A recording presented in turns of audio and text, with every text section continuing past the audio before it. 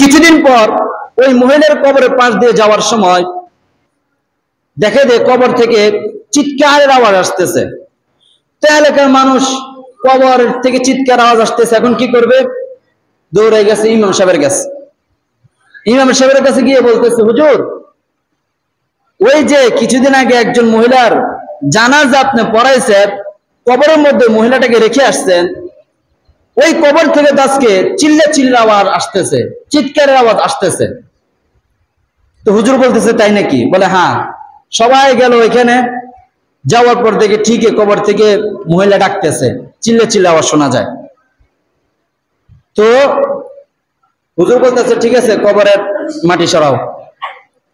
কবর থেকে মাটি সরানোর পর কবর দেওয়ার পর উপরে বাঁশ দেয় না, আপনাদের কি দেয়, বাঁশ নাকি অন্য কিছু দেয়? বাঁশ দেয়।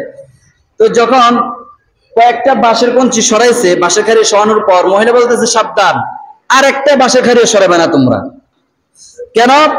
বলে আমি যে অবস্থায় কবরের মধ্যে আছি, এই অবস্থায় যদি তোমরা কেউ দেখো, তাহলে তোমরা সবাই এখানে হার্ট অ্যাটাক করে মারা যাবে।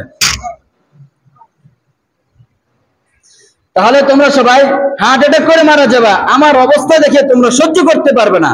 তাহলে কি হবে? মহিলা বলতেছে, তোমরা সবাই চোখ বন্ধ করো।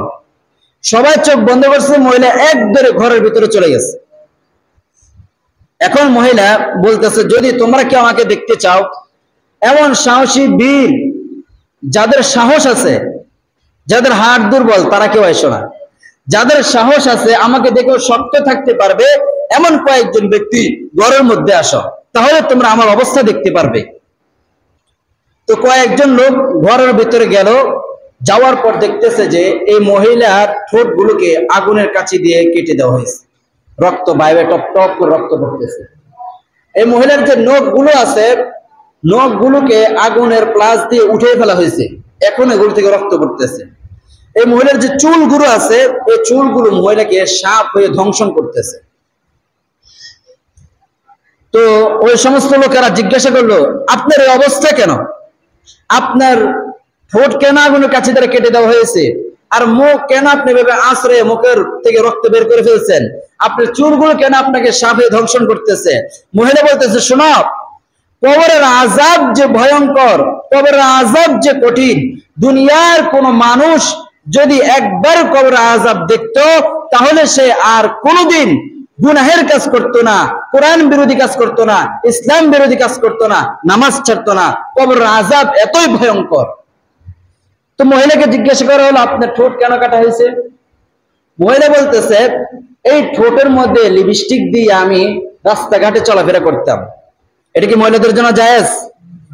মহিলাদের জন্য সাজগোজ করা জায়েজ, তবে স্বামীর সামনে, পরপুরুষের সামনে নয়। যেমন আপনার স্ত্রী সাজবে, নাচবে, গাইবে আপনার সামনে, এখন সেজেগুজে যদি আমার সামনে চলে আসে, জায়েজ নাই। আমার স্ত্রী যদি সেজেগুজে আমার সামনে থাকে, এটা জায়েজ। কিন্তু সেজেগুজে যদি আপনার সামনে দিয়ে হাঁটে, পায়ে নুপুর লাগায় হাঁটে, আপনাকে আওয়াজ শোনায়, সে চুল ছেড়ে দিয়ে আপনাকে দেখায়, এটা তার জন্য জায়েজ নাই। তো ওই মহিলা বলতেছে, আমি ঠোঁটের মধ্যে লিপস্টিক দিয়ে আমি রাস্তাঘাটে চলাফেরা করতাম, মানুষদেরকে দেখাইতাম আমি কত সুন্দর, চুল করে ছেড়ে দিয়ে বাতাসে উড়াইতাম, আমি ছেলেদেরকে আমার প্রতি আকৃষ্ট করতাম, আমি দেখাইতাম যে আমি অনেক সুন্দর, অনেক ছেলেদেরকে আমার প্রতি আকৃষ্ট করতাম। এই কারণে এই চুলগুলো আজকে আমাকে সাপে ধ্বংসন করতেছে, আর আমার ঠোঁটকে আগুনের কাছে দ্বারা কেটে দেওয়া হয়েছে। নাউযুবিল্লাহ। এই জন্য মেরে ভাই ও দোস্ত বুজুর্গ, যদি আমরা জাহান্নামের আযাব থেকে বাঁচতে চাই, এই জাহান্নামের আযাব থেকে যদি আমরা বাঁচতে চাই, তাহলে আমাদেরকে আল্লাহর হুকুম মোতাবেক চলতে হবে, রাসূলের সুন্নাত তরিকায় চলতে হবে।